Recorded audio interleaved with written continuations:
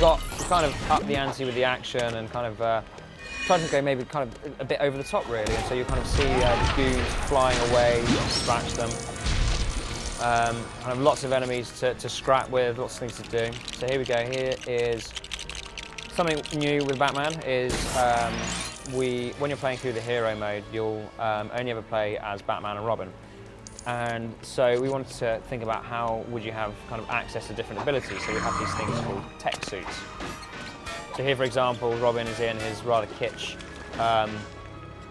Magno suit, which enables him to kind of walk up vertical surfaces or maybe even walk upside down. And then I'll just drop these ladders down for Batman to come up and join me. I mean, obviously, as with all our games, the two-player drop-in, drop-out is something that's very important for these, and we continue this with this game. Here's another kind of really quick sneaky function. So you can use your Batarang when you're on kind of either grapple hooks or on high wires. But yeah, sorry, as I was saying, the two-player element, the drop-in, drop-out, is very important within the LEGO games. We want to make sure we're making very accessible, fun games that everyone can enjoy.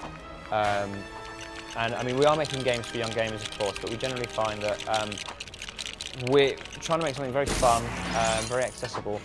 But because obviously it's LEGO that everyone knows and loves, and also we're working with Batman, which is such a cool brand, we've been able to have this great appeal with this game. So we go have a quick scrap on the rooftops. You also find that there might be some kind of context-sensitive actions as well, whereby if you're maybe more experienced gamer, you'll appreciate that if you're kind of pressing the attack button at the right time, you might do a kind of a throw or possibly a parry.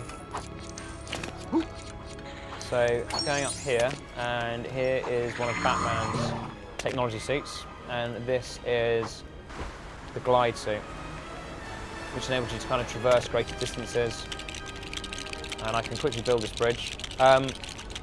Of course, it's a LEGO game, so there's going to be lots of things to mess around with, lots of things. Excuse me, lots of things to build. And we're confident that within this game, we've got some of the biggest and the best builders that you'll see. So, and it's always really fun with the game. It's not only having something to kind of build, but then being able to use it and kind of mess around with what you built afterwards. So we're confident that people will kind of be really pleasantly surprised and have a lot of fun with what we've made in the final game. Here's quite a nice example of why it's always worth messing around with our games. It's generally, personally, when I play the game, I tend to be quite obsessed with making sure I smash everything that I see. It's not that I'm particularly destructive, but I know that I'm going to get reward for doing so.